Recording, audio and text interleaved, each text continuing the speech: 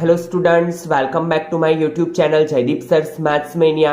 In previous video lecture, I had discussed about section B of Gala paper set solution paper number 3. Today, I will discuss about section C of paper 3. तो चलिए start करते हैं question number 37. As you know that in section C, each question is of 3 marks. ठीक है, तो first question है chapter 2 में से. ऐसा एक क्वेश्चन हम आगे के क्वेश्चन पेपर में कर चुके हैं, तो चलिए इस बहाने आपका रिवीजन भी हो जाएगा. What is question? Verify -1, -3 and 5 are the zeros of cubic polynomial and then verify the relationship between the zeros and coefficients.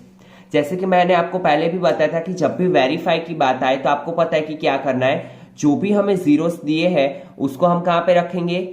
Instead of x की जगह पे हम वो वैल्यू रखेंगे. तो सबसे पहले हमें -1 के लिए चेक करना है. तो हम क्या करेंगे? जहां कहीं भी x दिखेगा वहां पे -1 रखेंगे. और स्टूडेंट एक बात आपको याद रखनी है कि जब भी पावर, ये पावर होता है, जब भी पावर ऑड नंबर में हो और माइनस डिजिट हो तो हमारा आंसर आएगा माइनस में ही. बट जब भी पावर इवन नंबर में हो तो हमारा आंसर क्या हो जाएगा? चेंज हो जाएगा. वो नेगेटिव नंबर को क्या कर देगा? पॉजिटिव. कब? जब पावर कब क्या हो? 2, 4, 6, 8, 0. ठीक है, तो -1 का क्यूब -1 माइनस -1 का स्क्वायर +1 हो जाएगा. -17 x की जगह पे -1 -15. Now do simplification. After simplification we will get answer 0. इसका मतलब जब भी आंसर 0 आता है तो हम क्या लिखते हैं? सो -1 is a zero of polynomial. ठीक है, वैसे ही -3 एंड 5 के लिए आपको चेक करना है. -3 एंड 5 के लिए आप चेक करोगे तो आपको क्या मिलेगा? वो दोनों भी क्या मिलेंगे आपको? Zero of polynomial. ठीक है, तो उसके बाद हम क्या करेंगे? Relationship between zeros and coefficient verify करेंगे. तो आपको पता है कि क्यूबिक पोलिनोमियल में सम ऑफ जीरो के लिए इक्वेशन क्या है? -b/a. ठीक है, और यहां पे पहले हम a की वैल्यू लिख लेंगे. a is a coefficient of x³ that means 1. b is a coefficient of x² that means -1. और जैसे कि माइनस जब भी हो तो आपको उसे कंसीडर करना है. c is equal to -17 and d is equal to -15 and then put the value in equation. तो देखो यहां पे क्या मिलेगा आपको? दोनों साइड, तो आपको दोनों साइड क्या मिलेगा? 1 मिलेगा. ठीक है, देन उसके बाद सेकेंड रिलेशनशिप होता है sum of product of zero that means alpha beta plus beta gamma plus gamma alpha. तो उसका भी सिंप्लीफिकेशन के बाद आपको क्या मिलेगा? आंसर -17 दोनों side and then product of zero. Product का मीनिंग होता है multiplication and after multiplication you will get 15 on both the sides. ठीक है, now see question number 38. Find the zeros of quadratic polynomial x² -4x -32 and verify the relationship. ये कौन सा polynomial है? Quadratic polynomial. ठीक है, क्वाड्रेटिक इक्वेशन है. Now you know that कि जब भी 3 टर्म का पोलिनोमियल हो तो हम क्या करते हैं? स्प्लिटिंग मेथड यूज करेंगे. Last term and first term के कोएफिशिएंट का मल्टीप्लीकेशन. x² के पास कुछ भी नहीं है दैट मींस 1. तो हमें क्या करना है? 32 के दो फैक्टर्स फाइंड करने हैं कि जिसका एडिशन या सब्ट्रैक्शन क्या है? -4. तो आपको पता है 8 4s are 32 और 8 - 4 करेंगे तो हमें क्या मिलेगा? 4. बट ये चीज आपको अच्छे से ध्यान में रखनी है कि जब भी साइन पुटअप करने की बात आए तो हम ये वाला साइन सबसे पहले किसे देंगे? बिगर डिजिट को. तो 8 और 4 में बिगर डिजिट कौन सा है? 8. तो 8 को हमने माइनस का साइन दिया. अभी आपको क्या चेक करना है कि अगर आप माइनस रखोगे तो आपको -4 मिलेगा कि प्लस रखोगे तो आपको -4 मिलेगा. तो अगर हमने गलती से यहाँ पे माइनस रखा तो माइनस माइनस तो प्लस हो जाएगा दैट मीन्स हमें मिलेगा 12. तो हमें तो लाना क्या था? 4. तो यहाँ पे आपको क्या रखना है? प्लस. ये साइन रखने में खास ध्यान देना है आपको. ठीक है, then make a pair of 2 terms and then do simplification. दो जीरोस कौन से मिलेंगे? 8 एंड -4. देन रिलेशनशिप वेरीफाई करेंगे. क्वाड्रेटिक पोलिनोमियल के लिए तो दो ही रिलेशन होते हैं, sum of zero and product of zero. और अभी तो ये आपको अच्छे से लर्न हो चुका होगा. ठीक है, now question number 39. Solve the pair of linear equation by the method of elimination. यहां पे हमें क्लैरिफिकेशन दिया है कि एलिमिनेशन मेथड से ही सॉल्व करना है, तो हम वही मेथड यूज करेंगे. तो सबसे पहले आपको पता होना चाहिए कि एलिमिनेशन मेथड में क्या होता है. हमारे पास जो दो इक्वेशन होते हैं, हम क्या करेंगे एलिमिनेशन के लिए, कोई भी एक वेरिएबल x और y में से कोई भी एक वेरिएबल की वैल्यू दोनों इक्वेशन की सेम करेंगे। दैट मीन्स अगर यहाँ पे 3 है तो यहाँ पे भी हम 3 लाने का ट्राई करेंगे, बट आपको पता है कि 2 के टेबल में कभी भी 3 नहीं आएगा। तो जब भी ऐसा हो कि एक दूसरे के टेबल में डिजिट्स ना आते हो तो हम क्या करेंगे, फर्स्ट इक्वेशन को नीचे वाले डिजिट से मल्टीप्लाई करेंगे, दैट मीन्स 2 से मल्टीप्लाई करेंगे, और सेकेंड इक्वेशन को 3 से मल्टीप्लाई करेंगे। तो देखिए 2 3 सा क्या हो जाएगा 6 और 3 2 सा 6, दैट मीन्स हमारा एक x वेरिएबल सेम हो जाएगा, कोएफिशिएंट ऑफ x क्या हो जाएगा same, then we can do easily elimination. तो देखिए यहाँ पे multiply equation 1/2 and multiply equation 2/3। और जब भी आपको ना समझ में आए कि हमें कौन से इक्वेशंस को कौन से डिजिट से मल्टीप्लाई करना है, तो आपको क्या करना है एग्जाम में, नीचे वाले डिजिट को ऊपर मल्टीप्लाई करना है और ऊपर वाले डिजिट को नीचे मल्टीप्लाई करना है। बट एक चीज अच्छे से ध्यान रखनी है कि यहाँ पे जो आप मल्टीप्लीकेशन कर रहे हो वो पूरे इक्वेशन के साथ होगा, पूरी लाइन ऑफ इक्वेशन के साथ होगा, सिर्फ एक ही डिजिट के साथ नहीं करना है। दैट मीन्स 2 का मल्टीप्लीकेशन 3x के साथ भी होगा, 4y के साथ भी होगा, 18 के साथ भी होगा। तो 2 3 सा 6x, 2 4 सा 8y, 18 2 सा 36। और सेम यहाँ पे 3 का मल्टीप्लीकेशन 2x के साथ 6x, 3 5 सा 15y, 11 3 सा 33। और अभी देखो दोनों पॉजिटिव है तो हमें साइन चेंज करने पड़ेंगे सब्ट्रैक्शन करने के लिए। तो यहाँ पे प्लस है तो माइनस, माइनस है तो प्लस, माइनस है तो plus.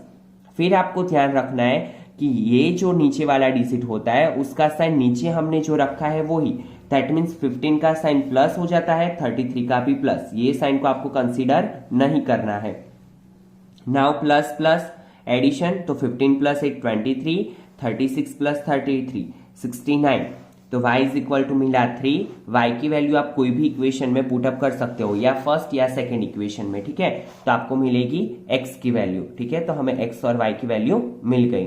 Now next question 40, find the values of x which satisfy the following equation. Quadratic equation का क्वेश्चन है, x plus 1/x is equal to 3। तो सबसे पहले इसका सिंप्लीफिकेशन कैसे होगा, x का मल्टीप्लीकेशन x के साथ भी होगा, 3 के साथ भी होगा। So it become quadratic polynomial x square, ये 3x को हमने इस साइड ले लिया, so it become -3x plus 1 is equal to 0, ठीक है। क्वाड्रेटिक फॉर्मूला का यूज करेंगे, क्या है quadratic formula, d is equal to b square minus 4ac। But सबसे पहले आपको क्या कर लेना है एग्जाम में, एक्स स्क्वायर के कोएफिशिएंट को a बोलते हैं, x के कोएफिशिएंट को b और कांस्टेंट टर्म को c। तो पहले आप ऐसा लिख लो ताकि कंफ्यूजन ना हो। काफी बार स्टूडेंट क्या करते हैं, यहाँ पे -3 की जगह पे 3 लिख लेते हैं, ठीक है। तो again and again I will tell you कि जब भी माइनस साइन है तो आपको उसको कंसीडर करना है। Now put the value in equation, so you get answer d is equal to 5। और आपको पता है कि जब भी d ग्रेटर देन 0 हो तो हमारे रूट्स क्या मिलेंगे, रियल एंड डिस्टिंक्ट, ठीक है। और फिर रूट्स फाइंड करने का इक्वेशन है alpha beta is equal to -b plus और minus √d upon 2a। Put the value in equation, d की वैल्यू हमें है हमारे पास, b की भी है एंड 2a की भी है। तो after putting the value do simplification and you got answer alpha is equal to 3 plus √5/2 and 3 minus √5/2। Now question number 41, it is from chapter 7 coordinate geometry. With the help of distance formula, show that points P of A, B plus C, Q of B, C plus A and R of C, A plus B are collinear points. तो सबसे पहले हमें ये meaning पता होना चाहिए कि collinear points का मीनिंग क्या होता है। तो एक ही लाइन पे जो पॉइंट्स होते हैं उसे हम क्या बोलेंगे, कोलिनियर पॉइंट। जैसे कि यहाँ पे एक लाइन मैंने ड्रॉ किया हुआ है, अगर यहाँ पे तीनों पॉइंट एक ही लाइन पे लाई करते हैं दैट मीन्स ये क्या होंगे, कोलिनियर पॉइंट्स। तो कोलिनियर पॉइंट चेक करने के लिए हमें क्या करना पड़ेगा, सबसे पहले PQ फाइंड करना पड़ेगा, QR फाइंड करना पड़ेगा एंड PR फाइंड करना पड़ेगा। तो कोई भी दो साइड्स का एडिशन तीसरी साइड की इक्वल होना चाहिए, तो हम क्या बोल सकते हैं कि दैट आर कोलिनियर पॉइंट्स। तो PQ, QR एंड PR कैसे फाइंड करेंगे, by using distance formula. Distance formula use कैसे किया जाता है, डिस्टेंस फॉर्मूला क्या है, जैसे कि PQ के बीच का डिस्टेंस मुझे फाइंड करना है, तो x1 माइनस x2 का square plus y1 minus y2 का होल स्क्वायर। तो अभी देखो P के कोऑर्डिनेट्स को आपको क्या नेम देना है, x1 y1, ये Q के coordinates x2 y2 and R के coordinates x3 y3. Then apply distance formula for P Q. तो देखो a x1 minus x2 that means a minus b का whole square plus y1 minus y2 तो b plus c minus always जब भी दो terms हो, ठीक है, तो हम ब्रैकेट में ही लिखेंगे क्योंकि जब भी माइनस अंदर अप्लाई होगा तो दोनों के साइन चेंज हो जाते हैं. ठीक है, तो गलती से भी आपको ऐसे नहीं लिखना है b प्लस सी माइनस सी प्लस ए, ये आपका आंसर आएगा ही नहीं, ये ऑलवेज रॉन्ग हो जाएगा. ठीक है, तो जब भी पीछे दो टर्म हो तो ऑलवेज आपको याद रखना है कि हम किस में लिखेंगे, उसको ब्रैकेट में, क्योंकि जब भी ये ब्रैकेट निकलता है साइन अंदर अप्लाई होगा माइनस का तो दोनों के साइन चेंज हो जाएंगे. And after simplification you will get answer 2a square minus 2ab plus b square, and you know that it is the identity of a minus b का whole square. Same for qr square, x2 minus x3 square plus y2 minus y3 square. तो आपको मिलेगा 2b square minus 2bc plus c square, और it is also identity of b minus c whole square. And then P R square फाइंड करना है, तो P R के लिए क्या होगा, x1 minus x3 plus y1 minus y3 का होल स्क्वायर. और इसका जो आंसर मिले आप उसे दोगे इक्वेशन नंबर 3. तो देखो पी क्यू की वैल्यू मिली √2 a minus b, Q R की वैल्यू मिली √2 b माइनस सी, और पी आर की वैल्यू मिली √2 a माइनस सी. अभी आप P Q plus Q R करोगे तो आपको आफ्टर सिंप्लीफिकेशन आंसर क्या मिलेगा, पी आर. तो P Q plus Q R is equal to P R. That means क्या हुआ कि देखो P Q plus Q R is equal to क्या मिला, पी आर. दैट मीन्स तीनों पॉइंट कहां पे है, एक ही लाइन पे है. अगर दो साइड का एडिशन तीसरी साइड के इक्वल नहीं आता है दैट मीन्स क्या लिखेंगे, that are not collinear point. But हमें यहाँ पे वो मिल गया, so it is the collinear point. Now question number 42.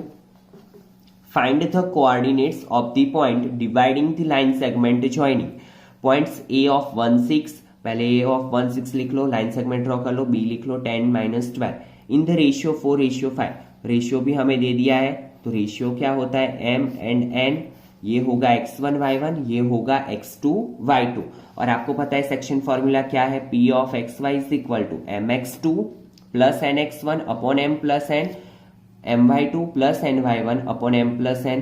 Then put the value in equation and you will get answer 5 and -2. Now question number 43. A chord of a circle of radius 15 cm subtends an angle of 60 degree at the center. Find the areas of minor and major segment. इसके पहले भी मैंने आपको बताया था कि जब भी माइनर मेजर सेगमेंट की बात आए तो ऑलवेज आपको माइनर सेक्टर तो फाइंड कर ही लेना है. ठीक है, और सबसे पहले आपको क्या करना है, फिगर ड्रॉ कर लेना है. एंगल कितने का है, 60, रेडियस इज 15 सेंटीमीटर. सबसे पहले स्टूडेंट क्या करोगे, आप माइनर सेगमेंट का इक्वेशन लिख लोगे, मेजर सेगमेंट का इक्वेशन लिख लोगे, ताकि आपको पता चले कि आपको कौन कौन सी वैल्यूज फाइंड करनी है. और अगर आपने इक्वेशन लिखा होगा तो उसके भी आपको मार्क्स मिल जाएंगे. अगर आपका सिंप्लीफिकेशन रॉन्ग हुआ तो आपको वो मार्क्स तो मिलेंगे. ठीक है, तो यहाँ पे देखो एरिया ऑफ माइनर सेगमेंट का इक्वेशन क्या होता है, सबसे पहले ये होता है माइनर सेगमेंट. तो देखो माइनर सेक्टर ये होता है, माइनर सेक्टर में से ट्राइंगल को हम सबट्रैक्ट करें तो हमें क्या मिलेगा, माइनर सेगमेंट. तो area of minor sector minus area of triangle. और मेजर सेगमेंट का क्या होता है, ये ऊपर वाला जो पार्ट होता है वो क्या होता है, पूरा मेजर सेगमेंट.